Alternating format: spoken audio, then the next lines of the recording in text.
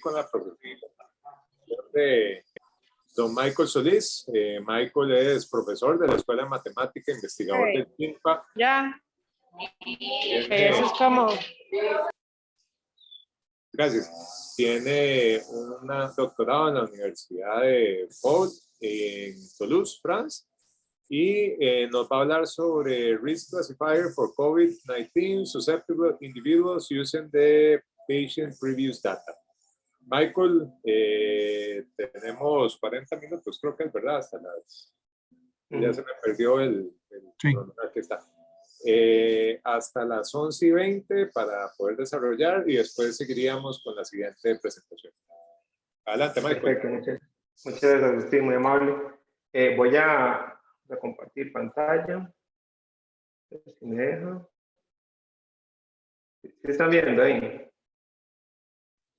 Sí, nada más. Bueno, sí, ya está en pantalla completa, ¿verdad? Ahora sí, ya está. Ok, perfecto. Listo, muchas gracias, perfecto. Bueno, muchas gracias, Agustín, y a la organización del CIMAC por la oportunidad de presentar este trabajo.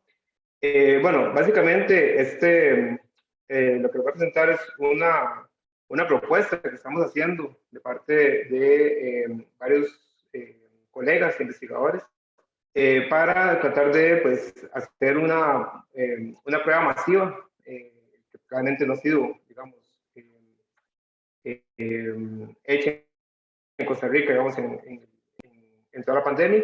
Y la idea es ver cómo masificar una prueba y tratar de entender la lógica o la mecánica matemática, digamos, de esta masificación. Entonces, primero, tal vez un poquito de contexto para este desarrollo. Este desarrollo, pues, nació, digamos, a partir de un proyecto para el uso de saliva para hacer la prueba rápida.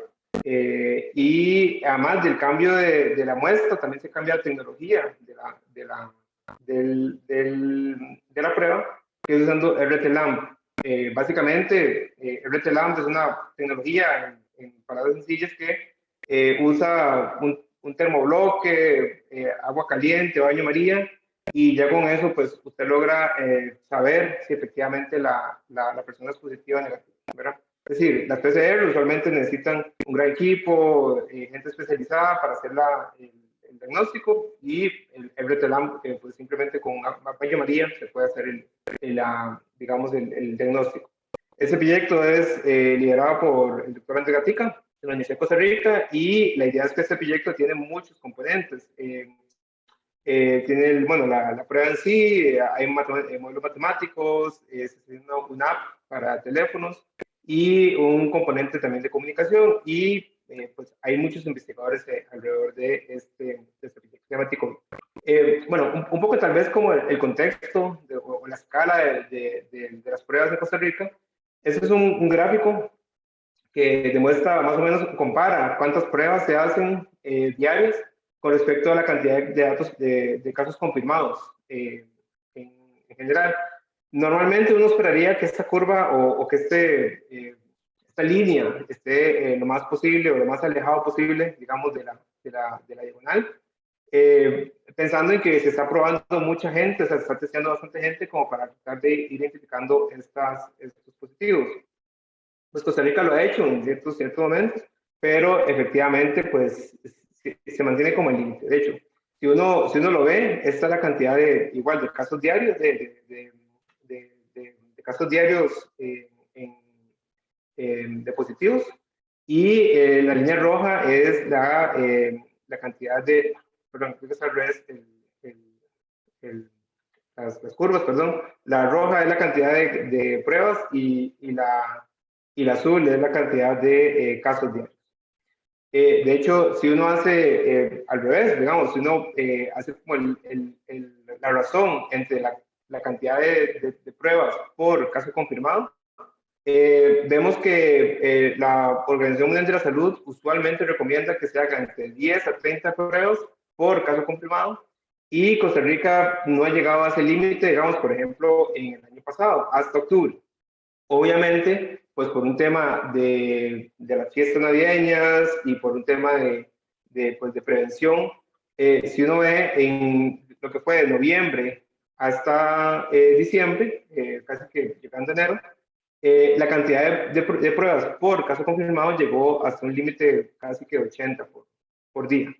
Eso quiere decir que el gobierno se preparó para esas fechas, pero luego volvió a ascender hasta niveles de actualmente que son como de menos de 10 pruebas por caso confirmado.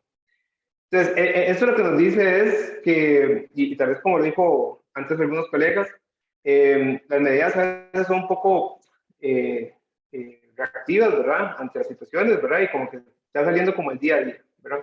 Entonces, de hecho, si uno se pone a contabilizar cuánto cuesta todo el servicio de salud de la caja, que es el organismo que nos, la Caja Costarricense del Seguro Social, que es el organismo que asume el costo, digamos, de atender a todos los pacientes, vemos que más o menos así ha sido el costo total de manejar esta pandemia. Es decir, es alrededor de 2.500 millones de colones. Por ejemplo, en abril se llegó hasta 12.500 millones de colones, y etcétera. Entonces, vemos que efectivamente hay un costo, digamos, bastante alto para manejar esto. Entonces, la pregunta que nos hicimos ¿es posible poder bajar un poco este costo usando una prueba que sea más rápida tal vez, pero incluso que sea más barata?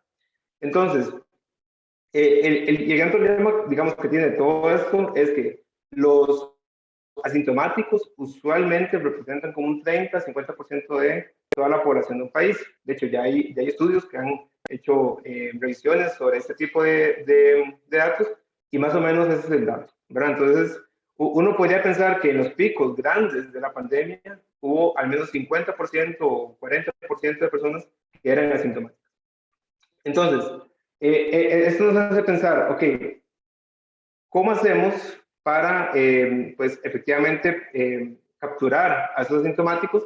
Entonces, antes de hacer ese análisis, primero hay que entender cómo es que funciona el virus, ¿verdad? Entonces, el virus o el COVID-19 básicamente funciona de la siguiente forma. Existe un periodo, ¿verdad? Como del tiempo de inicio de síntomas hasta una semana después, ¿verdad? Esto está como en esta sombra que es como anaranjada, donde básicamente el virus desarrolla una proteína dentro de la espícula de la corona del virus, y justamente esa proteína es la que detecta esta famosa prueba de antígeno, ¿verdad? Esa proteína tiene un componente, pues claramente no soy experto en el tema, pero es un componente que la prueba lo detecta, ¿ok? Lo que pasa es que más o menos una semana después del inicio de síntomas, esa proteína desaparece. Aunque el virus sigue activo en el cuerpo, pero esa proteína ya no existe, entonces el antígeno es incapaz de detectarla. Obviamente, una prueba de PCR lo que hace es que detecta la información del ARN del virus. Entonces, básicamente lo que hace es que cuantifica cuántas copias, por ejemplo, la PCR cuantifica cuántas copias del virus que se pueden producir, digamos, para capturar esa información. ¿Okay? Obviamente, después la información del virus queda en el cuerpo, y pues ahí está el tema de las pruebas serológicas, ¿verdad? Las pruebas serológicas son las que detectan si usted ya tuvo en el pasado el virus, ¿verdad? Entonces, con esta información uno puede más o menos darse una idea de cómo funcionan las pruebas, ¿verdad? Entonces, las pruebas, todas que sean pruebas de ARN o del contenido, digamos, del ARN del virus, se pueden usar desde el cero inicio de días de síntomas hasta más o menos 3 semanas después, ¿verdad? Pero las pruebas de antígeno solo funcionan durante la primera semana de infección, ¿verdad? Por eso es que son pruebas muy rápidas, pero tienen ese componente. Además, existen pues, estudios que dicen que ya pues está comprobado, de que los antígenos tienen un 80% de sensibilidad. Eso vamos a verlo más adelante. Entonces, el tema es que la combinación de estos PCR y las antígenos es lo que, digamos, uno tiene que manejar a la hora de crear una estrategia de muestreo.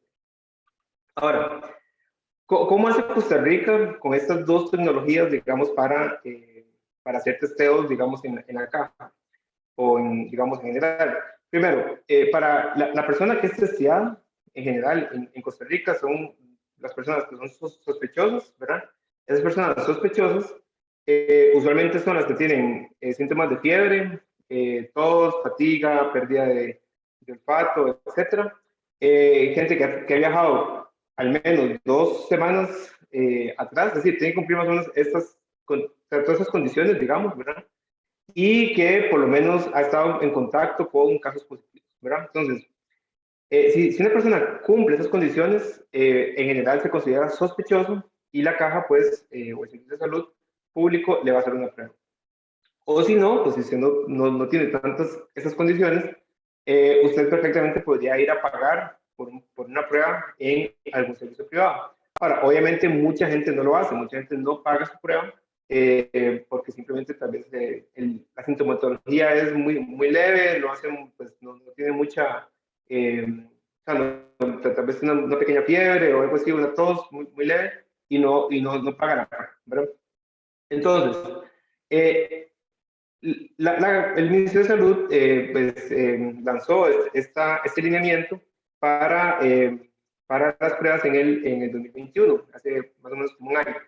Entonces, básicamente lo que hizo fue decidir si una persona está entre 1 a 5 días después de la fecha de inicio de síntomas, ¿verdad?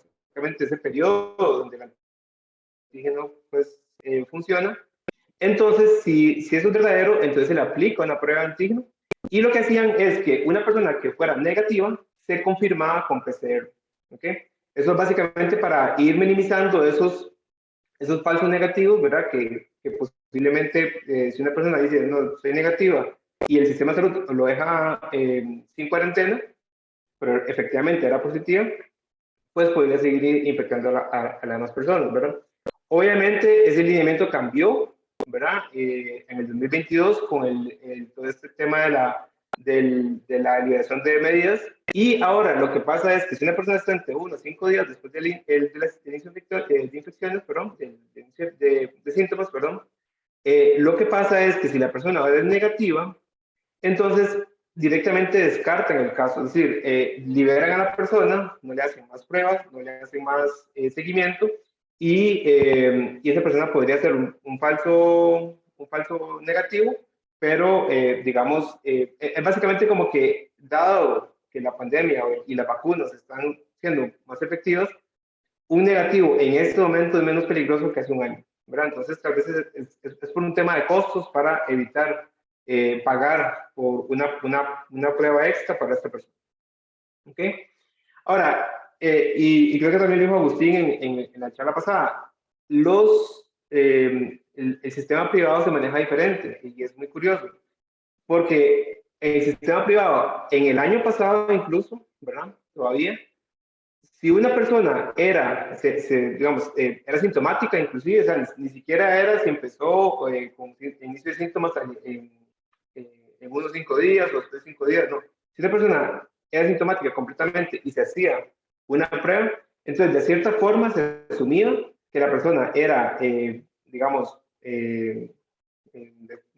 asintomática, es decir, que no contenía tanto virus y se le aplicaba la prueba de antígeno y en cualquier caso, positivo o negativo, se asumía el resultado como verdadero.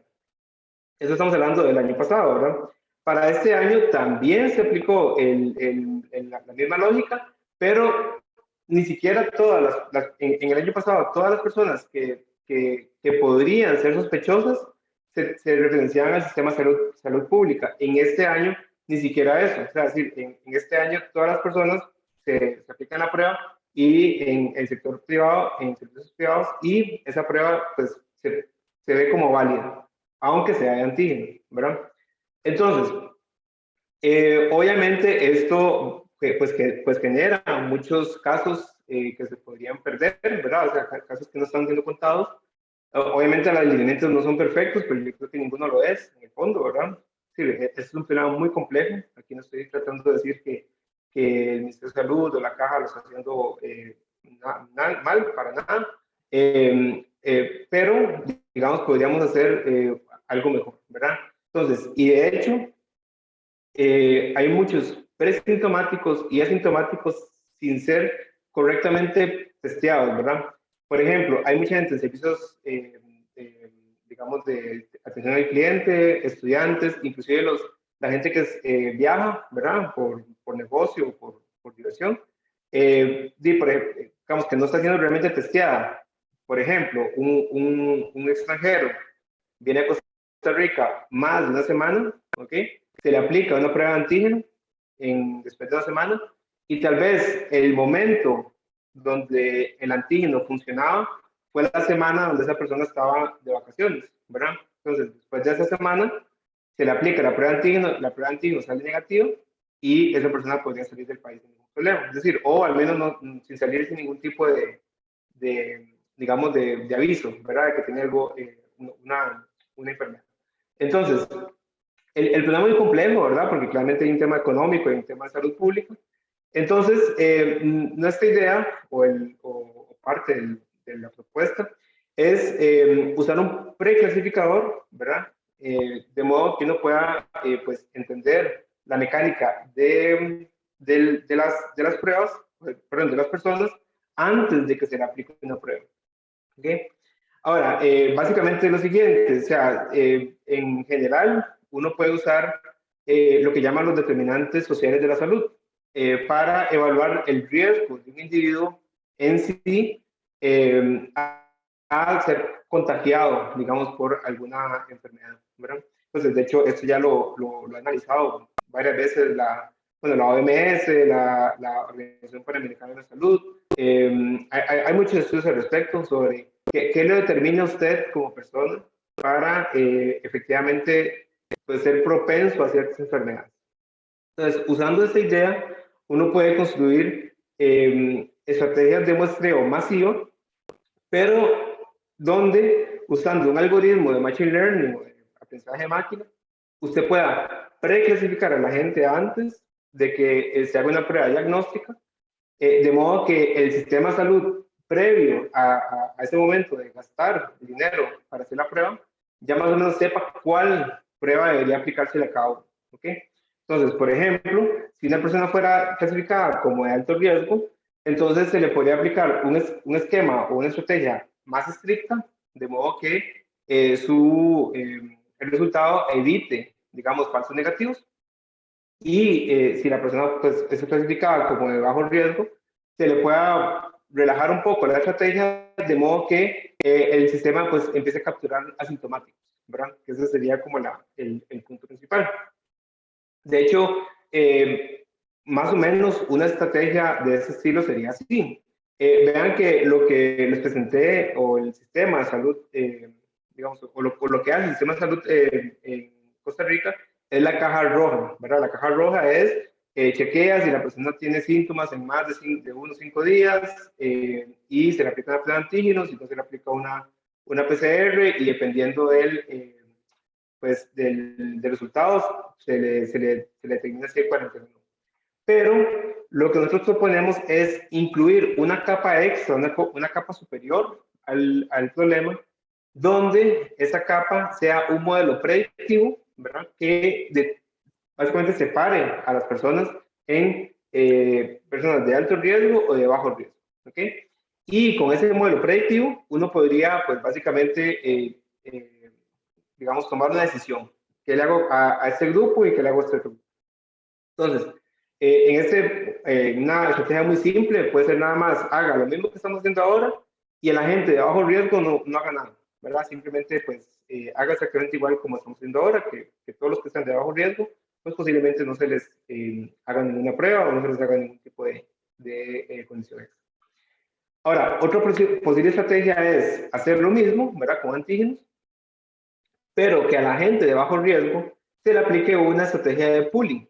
Pooling o agrupamiento de muestras es básicamente usted agarra varias muestras digamos, de la persona, todas se agrupan en una sola muestra, digamos, el material genético se revuelve todo en un solo tubito, un solo frasquito, se le aplica la prueba ese tubito ya combinado, y si el resultado es negativo, entonces se declara que todos los integrantes de esa muestra fueron negativos, y si el resultado es positivo, entonces lo que se hace es que obviamente existe un protocolo pues, ya médico para hacer eso, ¿verdad?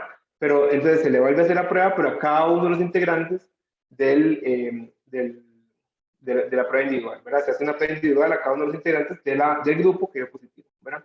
Esto lo que hace es que reduce mucho la cantidad de pruebas a usar, porque cuando hay prevalencias bajas, muchos de los grupos van a ser casi todos negativos. Entonces, ahorra mucho, digamos, en el costo de aplicar una estrategia de estas para estos casos. Ahora, eso. Y otra estrategia, digamos, puede ser usar retesteos, ¿verdad? Que también se hace en otros lugares.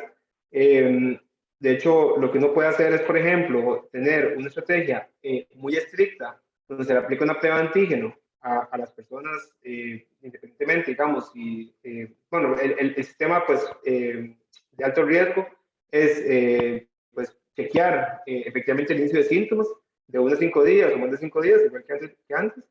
Pero a la gente de bajo riesgo se le aplica una prueba de antígeno independientemente de los síntomas, ¿verdad? Y si el resultado es positivo, pues se declara positivo. Y si el resultado es negativo, entonces lo que hacemos es declaramos que la persona se podría volver a testear en 1 o 2 semanas, ¿verdad? Simplemente como para ver si efectivamente ese resultado era realmente cierto y como tratar, digamos, de ir dándole seguimiento a toda la gente que sea negativa en este grupo. Ahora, obviamente, uno puede cambiar estas estrategias también con esta tecnología LAMP que se está desarrollando. La ventaja de LAMP es que LAMP funciona o detecta también el ARN del virus, entonces no es necesario identificar si la persona pues, tuvo menos o más días, digamos, de inicio de síntomas, sino que una vez que la persona se declara pues, sospechosa, se le aplica esa prueba y el resultado pues, es positivo o negativo. Entonces, para evitar incluso falsos negativos, uno podría incluir test confirmatorios con PCRs para efectivamente pues, ir eliminando o descartando todos esos casos que posiblemente van a fallar. Entonces, igual no puede crear una estrategia de pooling. Aquí pues, la ventaja es que simplemente va a ser más sencillo el esquema, ¿verdad? De muestreo. Y uno puede aplicar también retesteos a ambas poblaciones.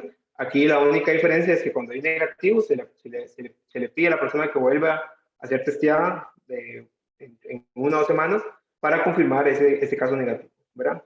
Perdón, nos sí. quedan como unos 5 minutos para tener 10 para preguntas. Sí, ya terminamos. Sí. Gracias. Entonces, ya finalmente para ir revisando, digamos, estos escenarios, lo que hice fue, teóricamente, ¿verdad? Chequear para, pues, por ejemplo, 1000 individuos, ¿cuál sería, pues, el costo total de usar estos escenarios, digamos, usando las diferentes pruebas? Por ejemplo, una PCR en promedio está costando como $100 en el mercado. Lo que sí es que estas pruebas tienen, digamos, poco más de sensibilidad y especificidad como 95%, o sea, o inclusive más, 97%, ¿verdad? Por ahí puse 95% para poder ser conservadores. Las antígeno tienen más o menos un costo de 50%, pero la sensibilidad de estas es como 80% y la especificidad de estas es 95%. Y el RTLAMP, en total, el costo completo, digamos, de la tecnología es como $20 en general. Y estas sí tienen una especificidad de sensibilidad de 95%, pero, y eso es un pequeño pero, es usando muestra nasofaríngea. La muestra de saliva todavía no está tan validada, entonces, pero, digamos, si ustedes dan una muestra del palito que le ponen a la nariz, pues la sensibilidad y especificidad sí es efectivamente esta.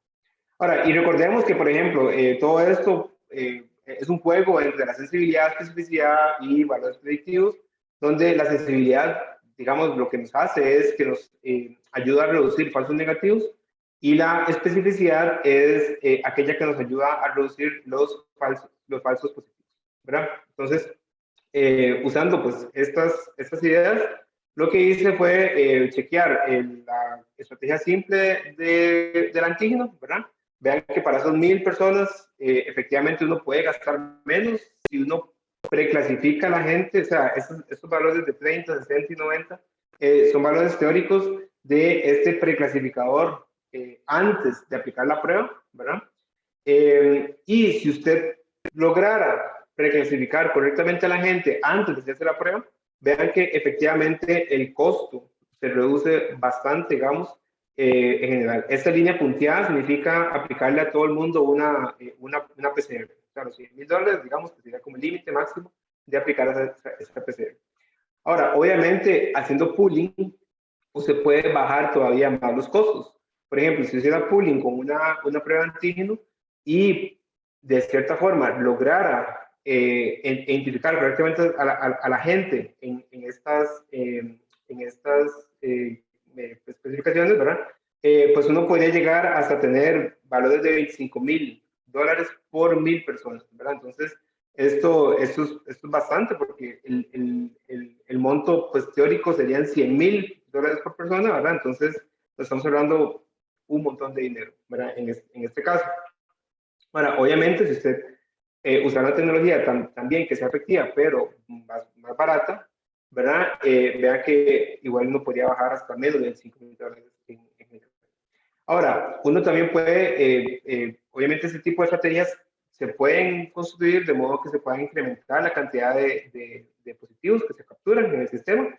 Por ejemplo, en el valor, o sea, la cantidad esperada de positivos usando una estrategia simple de pooling es más o menos de esta forma. Vean que si uno preclasifica mal a la gente, pues posiblemente van a haber un montón de gente que pues, van a ser mal clasificados de previo, y posiblemente van a inclusive haber, digamos, gente que se pierda o que el sistema pues, diga que es positiva sin ser positiva, ¿verdad? Obviamente, si usted aplica retesteos, vea que la cantidad de gente aumenta en términos de ser positivo, porque el sistema pues, va a definir, o sea, va a hacer más pruebas en general para ese tipo de personas. Y obviamente, pues si usted aplica otra tecnología como el TELAM, pues también, ¿verdad? Vamos a capturar un montón de personas. Obviamente, digamos, la tecnología no es suficiente, o sea, hay que saber a quién se le aplica la tecnología, porque si no, pues podemos aumentar la cantidad de falsos positivos. Y por último, el tema de reducir la cantidad de pruebas por persona. Vean que si uno aplica la estrategia simple, la que vimos al principio, pues normalmente uno estaría aplicando entre 1 a 1.6 pruebas por persona. Es decir, cada persona en promedio está recibiendo o está gastando 1.6 pruebas por persona, pero al aplicar pooling, ¿verdad? Que es esa medida de agrupar las muestras, efectivamente uno empieza a bajar esa cantidad de pruebas por persona, y pues estaríamos obteniendo, digamos, menos, o sea, una reducción de esos costos, ¿verdad? Obviamente con pooling, con el TELAM, pues el resultado pues, va a ser más o menos parecido. ¿Okay? Entonces, ya para ir terminando, en conclusiones, obviamente Costa Rica de cierta forma tiene que prepararse para un testeo masivo, o al menos entender cómo funciona la estructura de un testeo masivo, porque puede que existan nuevas variantes que todavía no conocemos, o en algún futuro pues las vacunas pues, puedan perder su efectividad, y necesitamos pues entender cómo poder testear a más personas al mismo tiempo. Obviamente es un problema multifactorial, ¿verdad? Porque tenemos el tema de costos, ¿verdad? Que es la economía en general, y el tema de salud pública, entonces, lo cual es bastante importante balancear estas dos cosas. Y los asintomáticos, como todos sabemos, pues juegan un papel muy importante, pero invisible dentro de la pandemia. Es decir, es ese factor que pues, hace que las pandemias se multiplican más rápido, pero aún así no están efectivamente contabilizados dentro de los datos, ¿verdad? Entonces, una de las limitaciones que hemos encontrado es que todavía no hemos hecho este clasificador con datos de los pacientes en general, porque existe una cantidad de permisos, ¿verdad? Hay que sacar. Y de hecho hicimos unas pruebas con modelos de datos generales, pero por la calidad de los datos, ya se hablaba un poco, pues no se ha hecho todavía, o sea, no hay nada todavía concluyente, digamos, que podamos usar. Para el futuro, pues estamos ya trabajando con otros datos, INEC, Plan, o otro tipo de datos que se puedan usar como determinantes sociales, digamos, de la pandemia en general. Y eso es lo más importante, ya estamos trabajando con el CENDEIS de EDUS para tratar de hacer un protocolo de investigación para acceder a datos de pacientes y que nos, pues extraer una cierta cantidad de datos de pacientes anónimos con su resultado de la prueba y todos los determinantes sociales de esa persona para poder hacer el clasificador. Entonces, el equipo, ¿verdad? Que es el muchacho Carlos Pasquier, que es un estudiante graduado de la Universidad de Costa Rica, la doctora Vivian Vilches, que es Vilches, que es la directora del CISES, y pues este servidor, que es lo que hemos trabajado en este proyecto. Y con eso termino. Muchas gracias. Muchísimas gracias, Michael.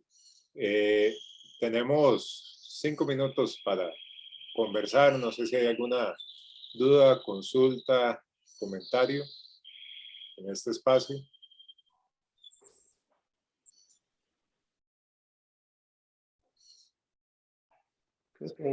Si no, yo sí tengo un par. Adelante. Sí, en el chat hay algo, no lo estoy actualizando. No, ustedes hacen una simulación efectivamente de cuánto sería la disminución en los costos y demás por atención y demás. Sí. Pero, digamos, pensando en la efectividad de poder, digamos, ser más proactivo que reactivo dentro de los modelados o demás, no sé si lo mencionaste, ¿ustedes han contemplado realmente cómo sería o cómo hubiese sido el comportamiento, digamos, de la pandemia en función de los casos, si realmente esto se hubiese aplicado como un escenario real y realmente hubiésemos podido capturar a la más gente en función también del impacto que tendría a nivel económico por las medidas sanitarias? Digamos, no es lo mismo de haber capturado a la gente en el momento que había que capturarlo con esta metodología que dejarlo, digamos, a la libre como se ha estado afectando. Digamos, yo sé que dentro del impacto económico que ustedes presentan podría estar eso o no contemplado, pero no sé si lo vieron. No, sí, tienes toda la razón. De hecho, vamos a ver, parte de lo que sigue ahora es pues integrar todos los componentes sociales. De hecho, bueno, inclusive con el laboratorio, que tiene un montón de datos que se pueden extraer para justamente hacer una retrospección, digamos, de la pandemia, ¿verdad? Porque efectivamente uno de los temas, o sea, es decir, es muy fácil decirlo ahorita, ¿verdad? Que se hubiera hecho tal o cual cosa, ¿verdad? Antes, pero realmente, pues, las autoridades hicieron lo que pudieron hacer en el momento dado, digamos, las condiciones que tenían, ¿verdad? Pero efectivamente es importante hacer el ejercicio de devolverse hacia atrás, ¿verdad?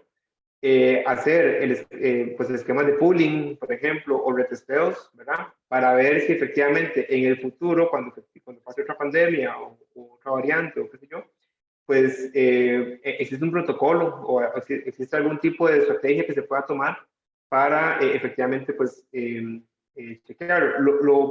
Digamos, la premisa que tenemos aquí es que, digamos, las personas en general tienen ciertos componentes sociales que pueden determinar, ¿verdad? Si una persona pues puede ser más positiva o negativa, ¿verdad? Por ejemplo, digamos, una persona que trabaje servicio al cliente, no sé, una persona que trabaja en servicio público, taxista, chofer de bus o gente que está pues en restaurantes y qué sé yo, ¿verdad? Pues posiblemente esa gente tiene más riesgo inherente de ser positiva porque está en contacto con mucha gente más al mismo tiempo que tal vez una persona que solamente hace teletrabajo, ¿verdad? Entonces, ese componente social y dinámica social ¿verdad? Es lo que importa, digamos, a la hora, o sea, o es de la premisa que tenemos que chequear para ver si efectivamente uno puede, digamos, de cierta forma, predecir el resultado de la prueba, ¿verdad? Entonces, pues sí, uno tiene que volverse hacia atrás, ver los resultados, tal vez, de los récords, digamos, de las personas y ver si efectivamente, digamos, ese comportamiento, pues, se cumple, ¿verdad? Con esta pregunta tal vez terminamos para darle espacio a la siguiente. De hecho, es Juan Fernando que está haciendo la consulta. ¿Cómo lo implementarían para agilizar el proceso de diagnóstico en una población tipo? Está en el chat. Michael. Sí, tal vez, Fernando, no sé a qué te refieres con profesión tipo. Tal vez como para aclarar ese... No ¿Qué tal? creo, Buen día. No, me refiero a en realidad definir una población o una localidad que ustedes identifiquen y en función de eso aplicar una metodología y mecánica de cómo se simularía el proceso. Sí, perfecto, sí, no, de hecho, el proceso, pues, vamos a ver, por el momento estamos en el desarrollo, digamos, apenas experimental del especificador, ¿verdad? Porque aplicarlo ya, pues, en vivo, pues ya es, digamos, requiere otro montón de cosas, ¿verdad? Más difíciles, ¿verdad? Pero por el momento lo que estamos tratando de entender es, efectivamente, primero, la mecánica matemática, digamos, del proceso, ¿verdad? De entender, efectivamente, si cuánto sería realmente el ahorro real, digamos, de aplicar una estrategia de este tipo de muestreo, pero además, pues requerimos ciertos datos que todavía no están accesibles de forma pública, ¿verdad? Entonces, y eso requiere protocolos, requiere un montón de permisos, hacer pues, un montón de diligencias, ¿verdad? Y creo que Agustín hasta lo ha vivido, yo creo, en algún momento. Eso es difícil, o sea, obtener esa cantidad de datos es difícil. Los datos públicos son de cierta forma un poquito de mala calidad. Entonces, pues con eso hay que entender, digamos, si se puede hacer, pero hay datos que realmente se requiere, digamos, el dato del paciente para ver si efectivamente se puede ejecutar digamos, el estudio. Entonces, creo que va por etapas. Primero, hay que entender la mecánica, pues, matemática, estadística del problema, y una vez que tengamos definido ese concepto, entonces ya junto con otros tipos de profesionales se deberá aplicar, digamos, en ciertas comunidades pequeñas, a ver cómo efectivamente si el testeo va a funcionar. Pero sí es como por etapas, digamos. En ese momento estamos en la etapa apenas de conceptualizar y pues, de desarrollar el modelo. Muchísimas gracias, Michael. Y con esto cerramos este espacio. Seguimos con la próxima ponencia para mantenernos en tiempo y en orden. Para la próxima exposición nos acompaña el profesor Juan Fernando Subirán.